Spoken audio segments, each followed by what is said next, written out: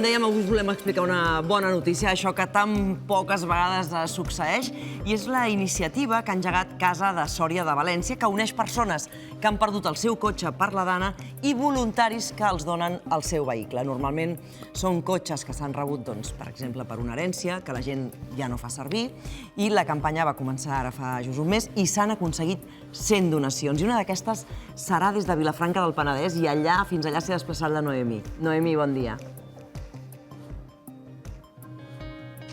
Bon dia, doncs sí, un d'aquests cotxes el tenim aquí aparcat a Vilafranca del Penedès, però tot just d'aquí unes setmanes anirà fins al Alfafar, a la zona zero d'aquesta tragèdia que ha afectat tantíssimes persones. El cotxe en concret és un d'aquests voluntaris que participa d'aquesta campanya. Ell és el Jordi, aquí tenim aquí al meu costat. Hola Jordi, bon dia. Hola, bon dia. I bé, aquest és el seu cotxe, un cotxe que arriba d'una herència familiar. Però Jordi, explica'ns una mica com es va iniciar aquesta història i com vas arribar a aquesta campanya. Bueno, això va ser un dia comentant amb la dona a casa que em va dir ostres, el cotxe de la teva mare, potser a València, que ha passat tot això que n'han perdut tants, dic, potser els podria anar bé. I va quedar aquí la conversa, però després més endavant jo vaig buscar al Google això, a veure, donació, cotxes de València, i llavors em va sortir això de la Casa de Sòria, i llavors va ser em van enviar uns tràmits, un formulari, i llavors vaig omplir i vaig enviar-ho. És un cotxe que tenim en perfecte estat, senzillament que no l'estava utilitzant ningú de la família i que quan ja pugui estar el vostre nom, el teu nom concretament, podràs enviar fins a València. Explica'ns una mica com ha arribat. El cotxe era de la meva mare ens va deixar a finals d'agost, i, clar, és bastant vell, té 26 o 27 anys, ara no ho tinc clar, però està en molt bones condicions i és una manera d'ajudar perquè nosaltres ja no li faríem cap servei, vaja. Ara mateix, per moltes persones que poden tenir un cotxe com aquest o persones que tinguin cotxes que, per exemple, no poden entrar a Barcelona amb el tema de la zona de baixes emissions, què haurien de fer? És a dir, on poden trobar aquesta informació i com es vehicula? Sí, ja et dic, jo només buscant a Google donació cotxes de la dana, ja em va sortir el de la Casa de Sòria, i allà vaig trobar un telèfon i de seguida vaig trucar i una persona molt amable de seguida em va enviar per WhatsApp tots els tràmits que havia de fer i una gestoria i tot, perquè ells s'encarreguen de fer tots els tràmits i ja està. El problema és que com que la meva mare no ser-hi ara, el cotxe està al seu nom i llavors l'hem de fer passar al meu nom i tot això trigarà uns dies i amb el senyor que el rep ja ho sap i es pot esperar tranquil·lament. I després, no sé si ja heu parlat de com es farà l'entrega, si heu quedat a mig camí, si hauràs d'anar tu cap allà, una mica com es farà aquesta gestió, que recordem és gratuïta a nivell administratiu, de papers, però hi haurà un dia que es podrà entregar aquest cotxe i explica'm, no sé si ja heu parlat o com que encara queda una mica de temps, us esteu esperant. Sí, hem parlat poques vegades i com que hi va el tema aquest que fins que no estigui el meu nom i no pugui d'allò, ho hem deixat una mica apartat, però en principi, quan tu envies el formulari et pregunten si pots portar-lo, si han de vindre a recollir o les dues coses i amb ell jo encara no hem quedat en res, no sé. Quan jo ja tingui tot solucionat, quedarem i no hi haurà cap problema. Si l'haig de portar, mira, farem una excursió. Sembla que l'Helena té una pregunta. No, més que res que m'he fixat, Noemí i Jordi, quan heu enfocat el cotxe, que si el podem tornar a ensenyar, que estaves comentant, Jordi, que té 26 anys, però vosaltres heu vist com està de cuidat aquest cotxe? Vull dir que un record des d'aquí també per la teva mare, perquè segur que era una persona molt cuidadosa i que des d'allà on estigui segur que vaja, és la millor manera, el millor llegat també que aquest cotxe que ha portat tota la seva vida pugui ajudar a persones que s'han quedat absolutament sense res, sense el seu negoci. Però és que l'estàveu ensenyant també abans per dins i és que està perfecte aquest cotxe. Vull dir que bé de poder-li donar aquesta segona vida. Segur que la teva mare era molt cuidadosa, Jordi. Sí, no, i els últims anys tampoc no conduïa molt i feia molts pocs quilòmetres i el cotxe està perfecte. Està perfecte. Està molt bé. A veure, sí, pels anys que té, està bé. Molt bé. I, clar, ara aquí hi ha la història... Molt bé, doncs, bueno... No, que hi ha la història en paral·lel, deia Noemí, perquè ara aquest cotxe anirà fins a Alfafar, a l'Horta Sud, que és un dels municipis de la zona zero d'aquesta tragèdia, i el conduirà el Carlos, que el Carlos ja ens estava escoltant el Jordi i la Noemí. Carlos, bon dia. Bon dia pel matí. Bon dia pel matí. D'entrada, com esteu, Carlos? Bon dia, Carlos. Tu vas perdre el teu negoci familiar, el restaurant, i aquest cotxe segur que us ajuda a resoldre segur una mica la situació, no? La veritat, en primer lloc, donar-li les gràcies al Jordi per l'oferiment, la veritat, perquè en aquests moments, després d'un mes de que va passar la Dana, encara continuem alçant el cap. Així darrere podeu observar la quantitat de cotxes sinistrats que encara queden així. N'hi ha més de 90 campes en una totalitat de vehicles espectaculars i la donació sense ànimo de lucre del Jordi, la veritat és que en el meu cas me va fer pare, la veritat me va fer pare, perquè són situacions, clar, tu ves perdre el teu cotxe, no pots fer res perquè era una locura baixar a per ell, però dins de lo malo n'hi ha solucions al final per a tot, veritat. I moltes gràcies. Escolta, Carlos, explica'ns una mica com vas viure aquell dia, tu, el teu negoci, a què et dediques i per què necessites aquest cotxe. En primer lloc, tenim un restaurant La Família. Aquell dia, mai s'oblidarà, era per la vesprà. Clar, ja estàvem, nosaltres havíem tancat el restaurant abans, però clar, està en una avinguda gran, d'ací d'Alfafar, que pertany la meitat a Alfafar i la meitat a València, és l'últim carrer de València i el primer d'Alfafar, i de sobte va entrar una trombada d'aigua espectacular, vora 2,50 metres, arribar en algunes parts. No sé si s'apreciarà que l'avinguda, a veure, és tota esta esplanada, estava plena. Ara s'ha mogut el Carlos i està perdent la cobertura. A veure si el podem recuperar. Diu 2 metres i mig d'aigua, que és l'alçada mínima que ha de tenir una... Per la finestra, la quantitat d'aigua que entrava. Ara hi ha hagut una sorollada aquí, entenc, de les màquines que estan treballant.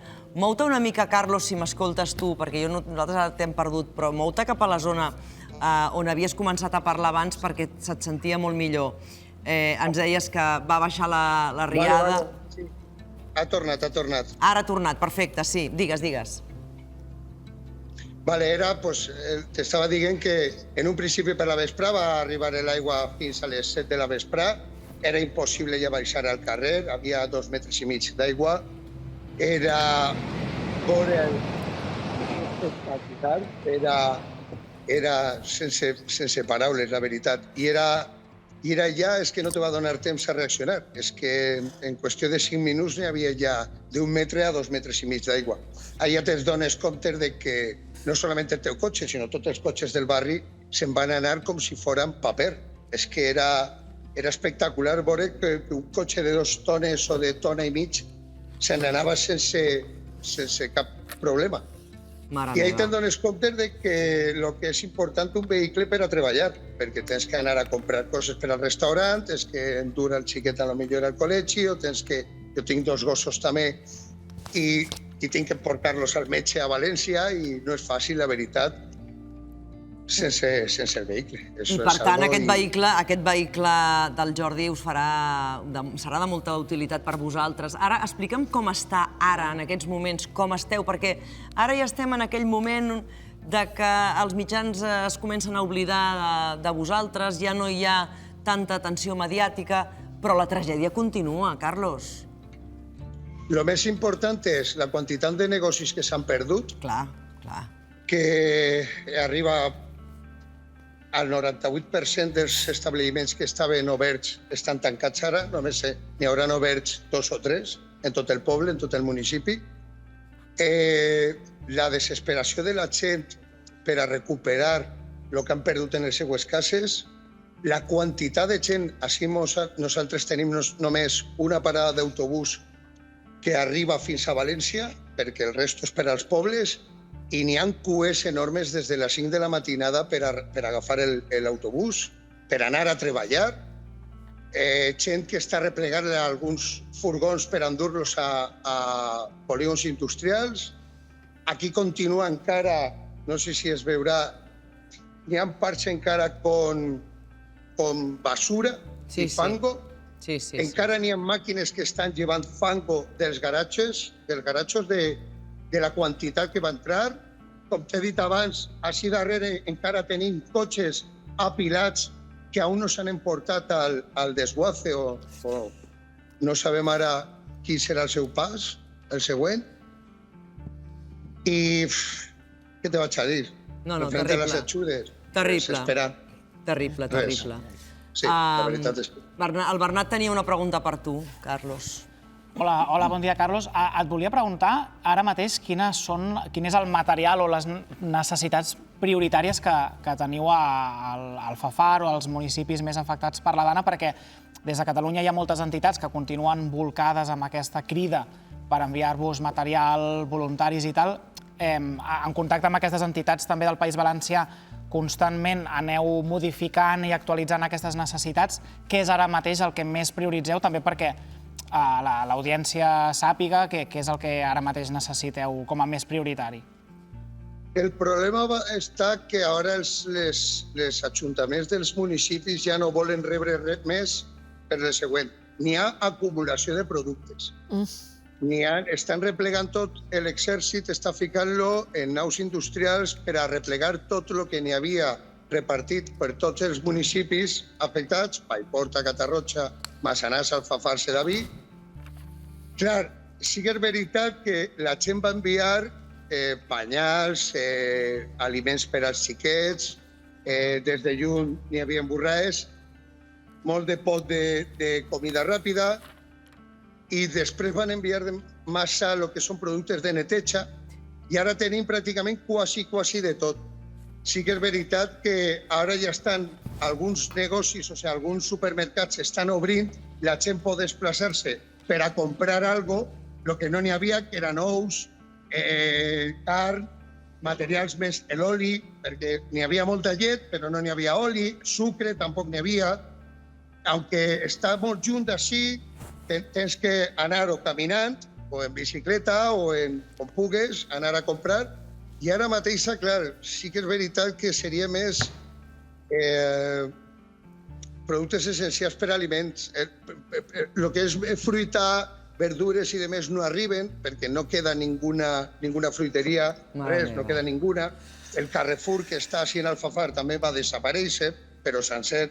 El Lidl, que també és gran, va desaparèixer. O sigui que tens que anar-te a València, que ja és una distància considerable, per anar a comprar el que és més de producte fresc o pescat o qualsevol cosa.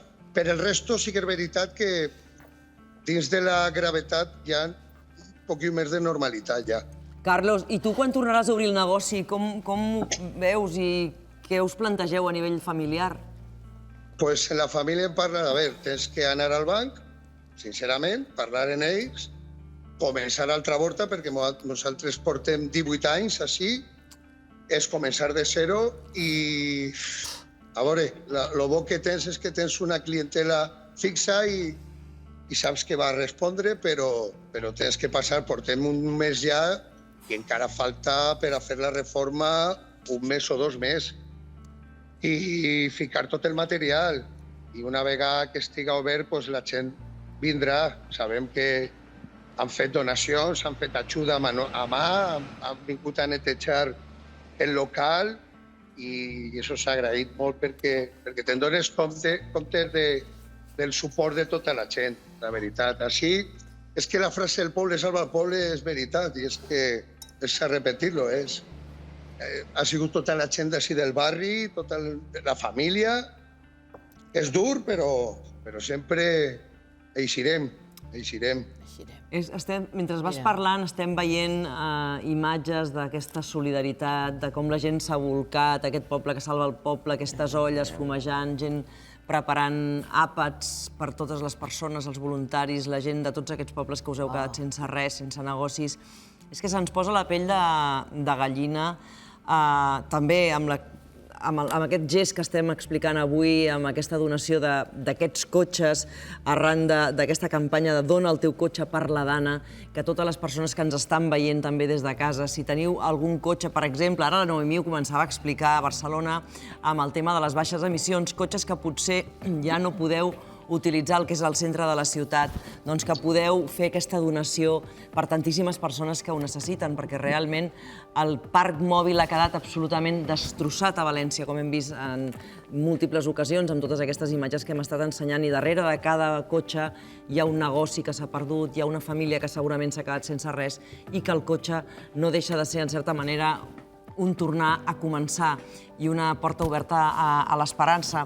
Ho està seguint i ho està sentint tot això el Jordi amb la Noemí, el Jordi que a través de la seva mare, que malauradament va morir el mes d'agost, doncs fa cessió d'aquest cotxe en el Carlos, i ara els estem veient els dos, el Jordi que dona el cotxe i el Carlos que el rebrà. Jordi, des de Vilafranca, què li diries, què li vols dir al Carlos? Bueno, al Carlos jo li vull donar molts ànims. Clar, les pèrdues aquestes, és fins que no ho vius o no ho vius de prop, és que no t'ho imagines, suposo. Nosaltres ens podem imaginar que ho han passat molt malament, però bueno, viure-ho, ell que ho ha viscut directe, doncs ho tenen molt present, no? I bueno, donar-li molts ànims i que amb el cotxe, doncs, començar a ajudar-lo una mica i que comenci a tirar amunt, saps? Carlos, què li vols dir al Jordi? És que la paraula gràcies és curta. Estaré agraït tota la meva vida, de veritat. Llàgrimes ja no me'n queden perquè ha sigut un mes dur, però n'hi ha coses que te donen un poc més d'esperança i més vida, la veritat, Jordi, més vida. No te pots creure. Això és un sentiment que dic jo i estaré agraït tota la meva vida, de veritat, tota la meva vida. Carlos i Jordi, moltíssimes gràcies. Gràcies també per fer extensiva aquesta donació a través del programa, perquè segur que també això pot donar idees a moltes famílies que poden fer donació del seu cotxe a persones que ho estan necessitant ara mateix al País Valencià. Gràcies, Carlos. Molta sort a tirar endavant, a seguir endavant, i esperem que rebeu totes les ajudes que són necessàries per aconseguir-ho. I moltes gràcies, Jordi, a tu i a la teva família per la vostra generositat. Gràcies. Moltes gràcies, de veritat. Moltes gràcies a vosaltres. Una abraçada ben forta des d'aquí. Aquelles històries en paral·lel boniques